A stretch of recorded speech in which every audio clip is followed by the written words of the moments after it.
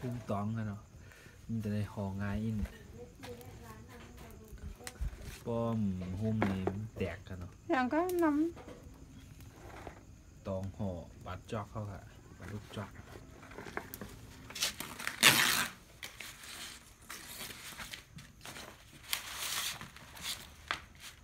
เราอะไรมันเนี่ยตองเนี่ยเป็นอะไรคะข้างหลังให้ปลาลูกเขาอันนี้ให้ปลาลูกจอกนี่ก็มีผักกี้เนาะผักกี้แล้วก็ผักกี้ยนเนาะมาลำผักเนี่ยเขามีอ่ะเขามีข้าวอ่ะเขาเนี่ย มีข้าว เขามีก็มีฮอเนาะมันก็ส้มพองมิ้นโถเน่าเครื่องก็เอามาโนดใส่กันนี่ไงเมื่อไปมันตั้งใจมาถ่ายกันเนาะตั้งใจมาถ่ายมือต้องไปเอาเครื่องใส่ปลาลูกค่ะปลาลูกใหญ่นะเมืองเนี่ยเมืองไทยเนี่ยปลาตัวโตนะเป็นเล่งขนาดจะหาจำนำแล้วอันนี้มันปลาลูกเล่งเราถึงเข้ากันนี้เนื้อเดี๋ยวก็ห่อค่ะเนาะก็ห่อยาวก็เดี๋ยวก็นึ่งพวกคุณค่ะก็เลยกินเฮ็ดด้วยกลางค่ำกินกลางไหนนี่ครับมาห่อบรรลุเขา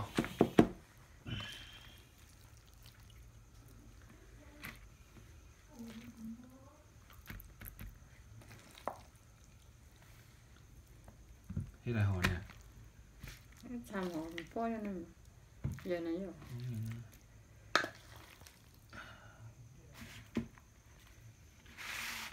ชามนี้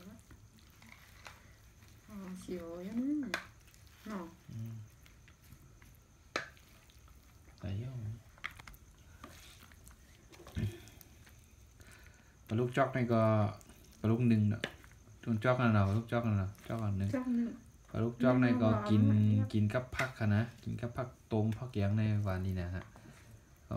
ผักหนึ่งนี่เนี่ยเป็นผักโยผักกับน้ำพริกเนี่ยว่ากินริบผักริบในวันกินกับผักยังไงมีอ่ะผักขี้ริบอ่ะนี่ไหนเฮ็ดกลางค่ำกันนะนึ่งไว้กลางค่ำเพราะว่าสู้กันเนี่ยผงไว้มาผูกกลางไหนเอามาอุ่นไผ่ถ่านไผ่อย่างไรผงไว้ย่าไปก่อนเอา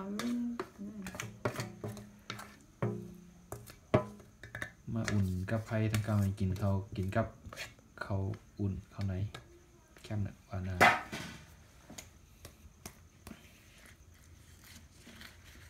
ลูกจอกค่ะ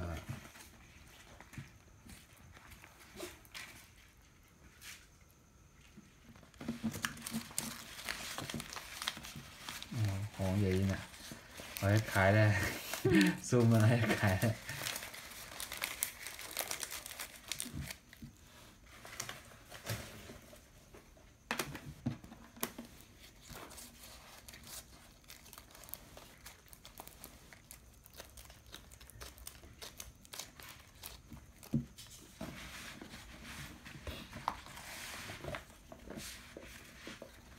เฮ็ดนาเฮ็ดห้องนายเนาะไว้มือจีเนาะมือมาห้างไฟแทนไปเซ็นซ้ำจันเนาะก็หนูว่าไม่ได้ไม่เซ็นซ้ำจัน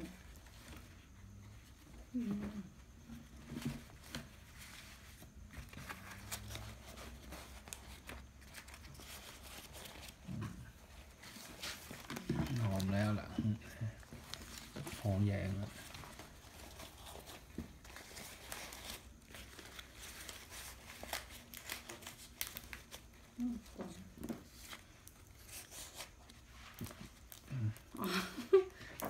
ก็น่าค่อยคุยเจ้าปลาโลมาไม่ใช่ชอตเตอร์สนะชอบใหญ่เนี่ย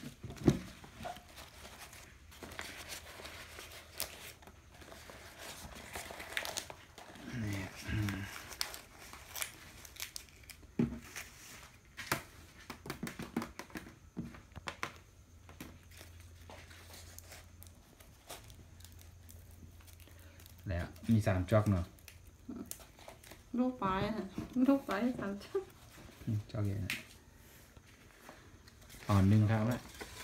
แบบไกลแค่นะถ้าเป็น1ในมอ1เขาเนี่ยครับเนาะ3จอกใหญ่ๆเลย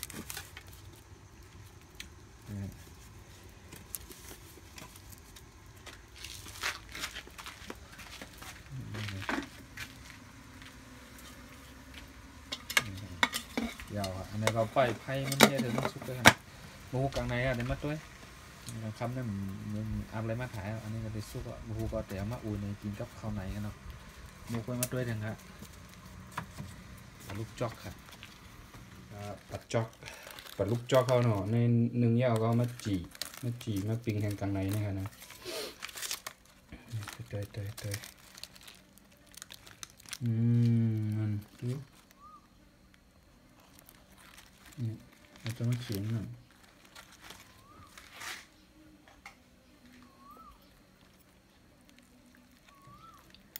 ลูกจอกอะหนาเนื้อปั่นเอาหอมมี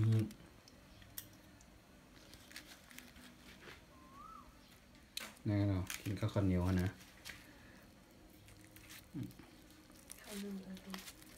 นี่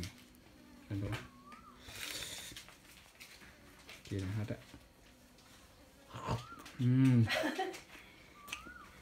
ใช่ไหม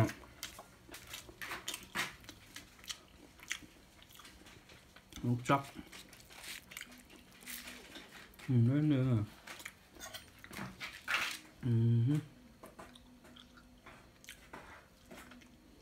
วันนึงครับลูกจักกันเนาะปลาลูกจักในที่หนึ่ง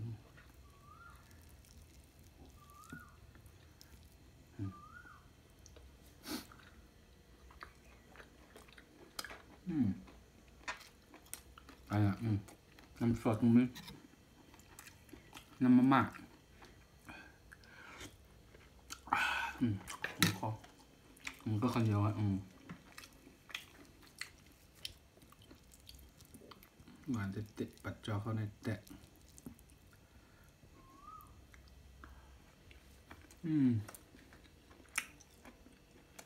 เอาเฮ็ดด้วยนะดับลูกจอกครับ